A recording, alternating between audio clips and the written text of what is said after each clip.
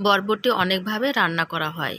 একবার হলেও এভাবে বরবটি ভর্তা তৈরি করে খেয়ে দেখুন। Welcome to my YouTube channel আর কুক হাউস। বরবটির বোটা কেটে নিই।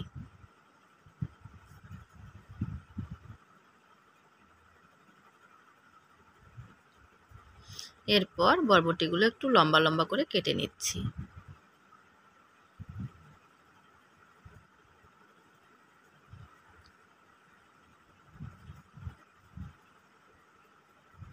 বরবটি কাটা হলে ধুয়ে নিই। আমি ভালো করে বরবটি ধুয়ে নিচ্ছি। এরপর চিংড়ি মাছের খোসা ছাড়িয়ে নিই।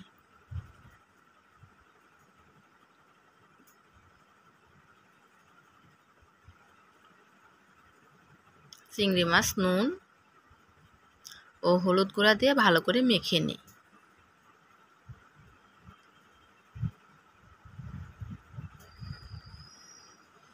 কড়াইয়ে আগে তেল গরম করে রেখেছিলাম, সেই তেলের মধ্যে হলুদ ও লবণ দিয়ে মেখে রাখা চিংড়ি মাছ দিয়ে ভালো করে ভেজে নিই।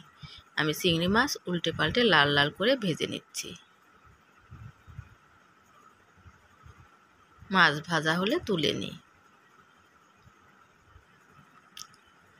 এখন ওই তেলে দুটো শুকনো লঙ্কা ভেজে তুলে নিই।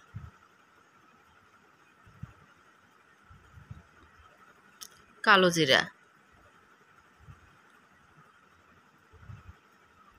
রসুন কুচি, পেঁয়াজ কুচি 2-3 মিনিট ভেজে নিই। একটি চিরা কাঁচা লঙ্কাও দিয়ে ভেজে নিচ্ছি। 2-3 মিনিট ভাজা পর কেটে রাখা বরবটিগুলো দিয়ে আবারও ভালো করে ভেজে নিই। বরবটিতে পরিমাণ মতো নুন ও হলুদ গুঁড়া দিই।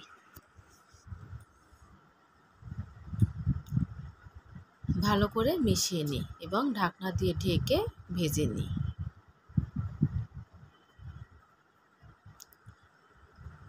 মাঝে মধ্যে ঢাকনা খুলে উল্টে পাল্টে ভেজে নিচ্ছি।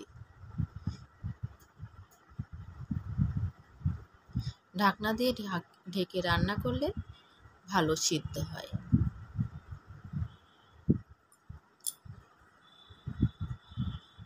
পুনরায় ঢাকনা খুলে ভালো করে ভেজে নিচ্ছি।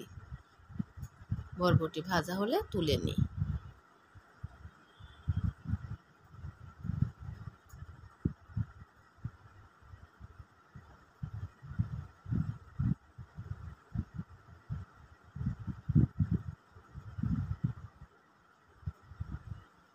এরপর বরবটিগুলো পাটায় পিষে নিই।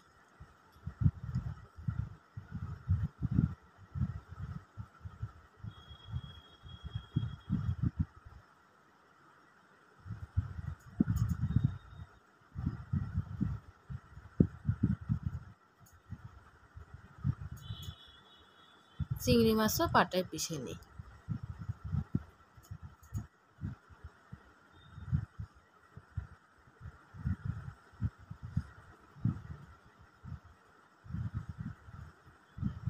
ধনেপাতা হালকা করে পিষে নেব, একদম নিস্পিনি করে পিষবো না। ভেজে রাখা শুকনো মরিচ হাতের সাহায্যে গুঁড়ো করে নিই।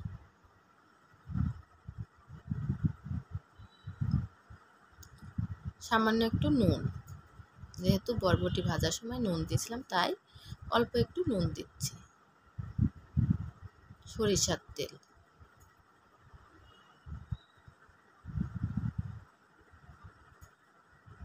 পেঁয়াজ বেরেস্তা দিয়ে ভালো করে মেখে নিই।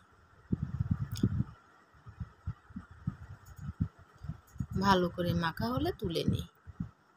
তুলে নিলেই রেডি বরবটি ভর্তা। বাই দ্য ওয়ে, আজ এই পর্যন্ত। দেখা হবে অন্য কোনো দিন অন্য কোনো এপিসোডে। ভিডিওটি ভালো লাগলে অবশ্যই সাবস্ক্রাইব করবেন। বাই, ধন্যবাদ সবাইকে।